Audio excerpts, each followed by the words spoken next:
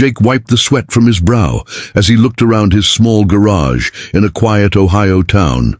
It was late afternoon, and the soft golden light from the setting sun spilled through dusty windows, illuminating tools and spare parts scattered across workbenches. His life had always revolved around engines and metal, yet bills and rent weighed heavily on his shoulders. Business had slowed, and clients had become fewer with each passing month. Still, Jake loved what he did. There was a sense of satisfaction in repairing broken things, in giving them life again, even if it didn't pay much. The bell above the garage door jingled softly, breaking the quiet hum of his welding machine. A young woman rolled in, her wheelchair creaking with every turn of the worn wheels. She looked around nervously, glancing at the car lifts and old tires stacked high against the walls. Emily was 19, with chestnut hair tied back in a messy braid, her eyes carrying a mix of hope and exhaustion.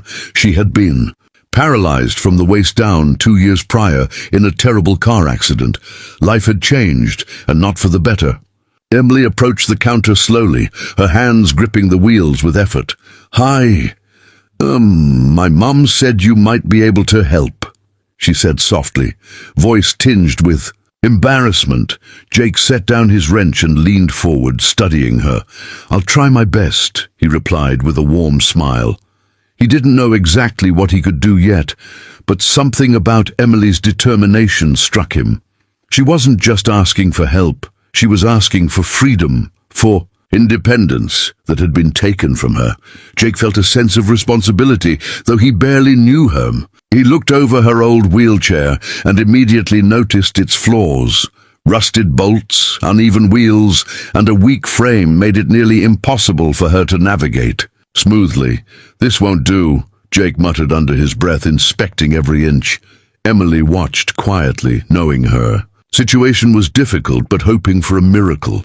Jake could see the disappointment in her eyes. He thought of all the nights he stayed up working on engines, dreaming of making something extraordinary. Now, he realized he had the chance to build something far more meaningful than any car he had ever fixed.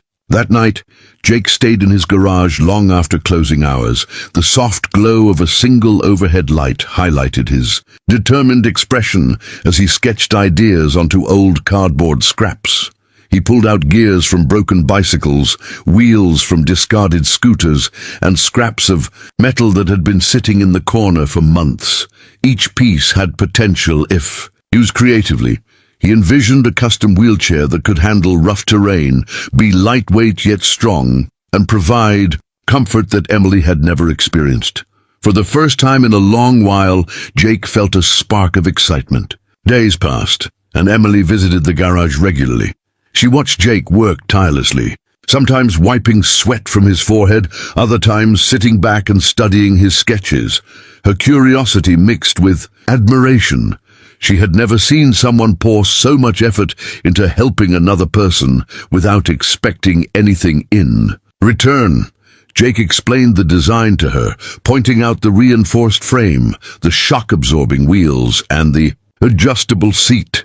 Emily's eyes widened as she realized this wheelchair could change her life. She felt a wave of emotions, hope, fear, and excitement all at once. Jake worked through nights and weekends, refusing to give up even when parts didn't fit or welds broke. He experimented with different combinations, sometimes taking apart entire bikes or scooters just to salvage the perfect piece. He documented every adjustment and tested each prototype meticulously. Emily, inspired by his dedication, offered to help by holding tools or passing materials. The bond between them grew. It wasn't just creator and client anymore. It was two people connected by a shared mission. In the quiet moments, Jake imagined the day Emily would finally roll freely, seeing her smile and hearing her laughter echo in the garage. By the end of the first week, the structure of the wheelchair was taking shape. Jake tested it repeatedly, making small tweaks to ensure balance and stability. Emily's mother, a gentle nurse named Karen, came by to see the progress. Tears welled in her eyes as she watched her daughter maneuver slightly with Jake's guidance. "I can't believe this," Karen whispered. Jake simply nodded, not out of pride, but from understanding the magnitude of what they were creating. The garage, once a place of metal and grease, now felt like a workshop of hope, where dreams were slowly becoming reality. Finally, after endless hours and meticulous work, the wheelchair was ready. Every bolt tightened, every wheel aligned perfectly. Emily hesitated for a moment, taking a deep breath as she transferred herself into the chair. Jake guided her hands to the wheels and encouraged her to push forward. At first, she moved slowly, testing the balance and control. Then, with a burst of confidence, she rolled across the garage floor smoothly, laughing with pure joy. Jake and Karen watched, tears streaming, as Emily's face lit up with freedom. It was a moment they would never forget, a miracle built from determination and kindness. That evening, as the sun dipped below the horizon, Jake cleaned his tools and looked at the wheelchair with quiet satisfaction. Emily wheeled herself outside, feeling the wind on her face, a freedom she hadn't felt in 2 years. The small town would soon hear of this incredible story, and word would spread far beyond Ohio.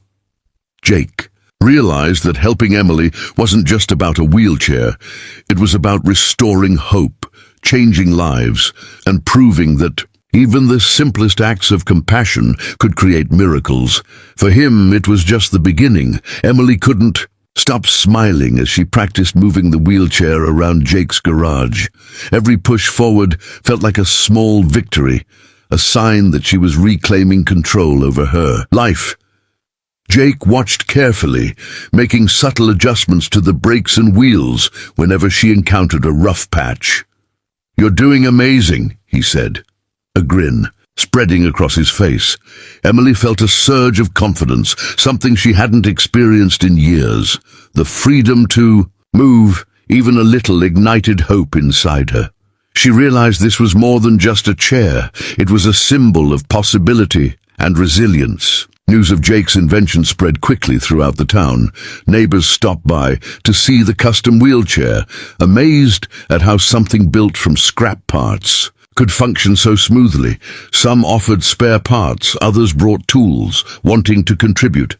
Emily's mother, Karen, couldn't stop thanking Jake for his selflessness and ingenuity. Even local kids peeked in curiously, fascinated by the wheels, gears, and metal frame. Jake felt a sense of pride, but it was different from fixing a car.